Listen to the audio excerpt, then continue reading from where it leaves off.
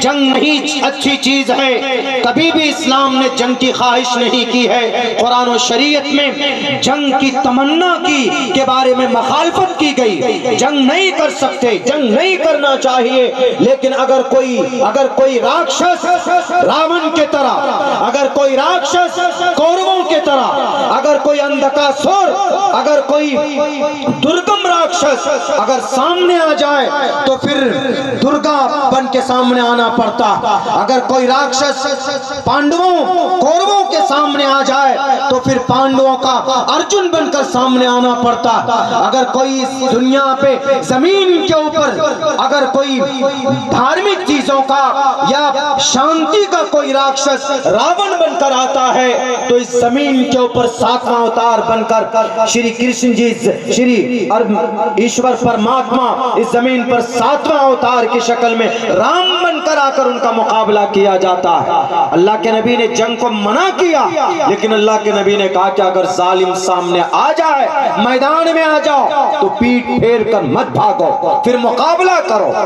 جیسے ارجن کو کہا ہے شری کرشن جی نے، کتستوا کشملیدم وشمے سمپستھم انارج جشٹم کیرتی کرم جناہا، لڑو مقابلہ کرو، ڈرپوک مت بنو۔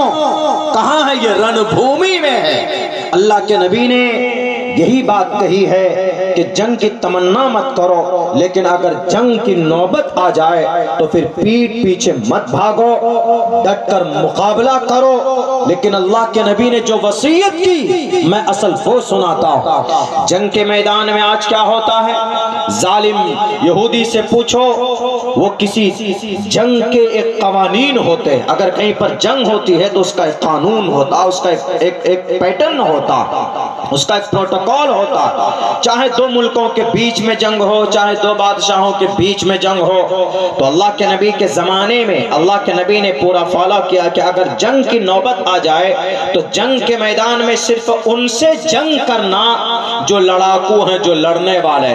اگر فریق مخالف کا، اپوزٹ پارٹی کا کوئی بچہ تمہارے سامنے آ جائے، کوئی عورت تمہارے سامنے آ جائے، کوئی بوڑھا مرد تمہارے ہاتھ لگ جائے، یا پیڑ پودے کھیت کھلیان ہو، ان تمام چیزوں کو نقصان مت پہنچانا، صرف ان سے مقابلہ کرنا جو تمہارے سامنے ڈٹ کر مقابلہ کر رہا ہے، لڑائی کر رہا۔ وہ نبی کیسے آج اس نبی کا نام لے کر کلمہ پڑھ کر کسی کو گولی مارا جاتا ہے تو غلط ہے، اسلام میں کہیں نہیں ہے۔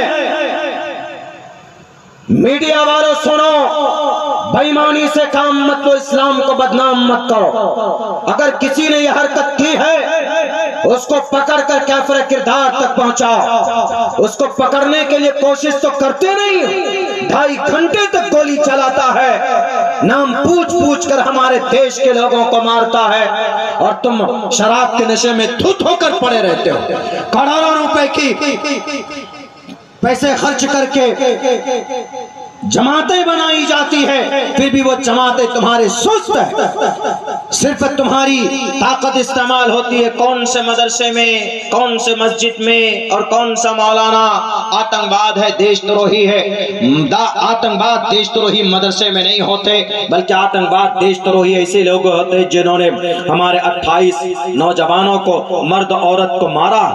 میرے بھائیو، اسلام میں قرآن کی کسی بھی آیت میں کوئی مجھے بتا دے کہ قرآن کی اس آیت میں لکھا ہے کہ ہندوؤں کو نام پوچھ کر مارو؟ نہیں ہے۔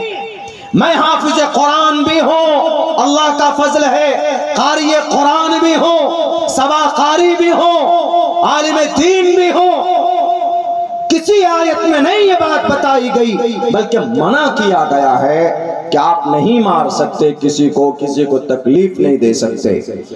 اور صحاح ستہ کا بھی عالم، بخاری پڑھی ہم نے، مسلم ابو داؤد پڑھ کر ہم نے دیکھا، ترمذی پڑھ کے دیکھا، سنن نسائی پڑھ کے دیکھا، سنن ابن ماجہ پڑھ کے دیکھا، موطا امام مالک پڑھ کے دیکھا، موطا امام احمد ابن حنبل پڑھ کے دیکھا۔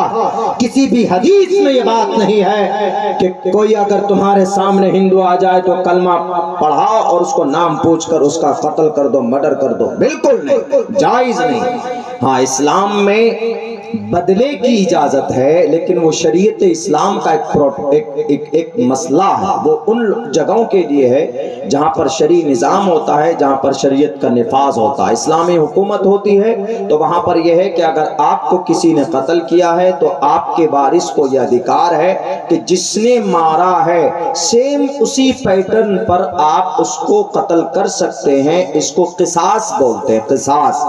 یہ ہر جگہ پر نہیں ہے، بلکہ یہ جہاں پر شریعت اسلام کا نفاذ ہوتا ہے یا وہاں پر ہوتا ہے، بس اتنی تو گنجائش ہے۔ لیکن اس میں بھی اللہ کے نبی نے کہا کہ معاف کر دو تو زیادہ بہتر ہے۔ آج خواہ مخواہ ٹرین چل پڑا ہے، آج خواہ مخواہ ایک دم بدنامی کی ایک لہر چل پڑی، کچھ ہوتا نہیں، ہر دوسرے دن تیسرے دن اسلام، مسجد، مدرسہ، مسلمان، ٹوپی۔ میرے بھائیوں، گھبرانے کی، ڈرنے کی ضرورت نہیں ہے۔ اس پرفتن دور میں آپ اپنا رشتہ اللہ سے مضبوط کیجئے، انشاءاللہ تبارک و تعالی اللہ ضرور کوئی نہ کوئی شکل، کوئی نہ کوئی راستہ ضرور نکالے گا۔ ہم اصل میں ہماری ہی یقیناً سستی اور کاہلی کا نتیجہ ہے کہ اتنی ساری پریشانیاں ہمارے سر پر ہے۔ آج ہم لوگ بہت زیادہ سست ہو گئے، آج ہم لوگ بہت زیادہ نکمے پن کا شکار ہو گئے، ہمارا نوجوان طبقہ تو زیادہ ہو گیا۔ ابھی جیسے امام صاحب نے بتایا کہ ہمارے نوجوان بہت شراب پینے لگے ہیں، اپنی طاقت بیوی پر اتارتے ہیں، طلاق کے واردات، بہت طلاق کا معاملہ ہوتا ہے، بیویوں کو طلاق دے دیتے ہیں۔ ارے ان سے اسلام بدنام ہوتا ہے، کثرت سے شراب پیتے ہو، علماء کرام کا احترام نہیں ہے۔ مولانا صاحب ہیں، اس زمین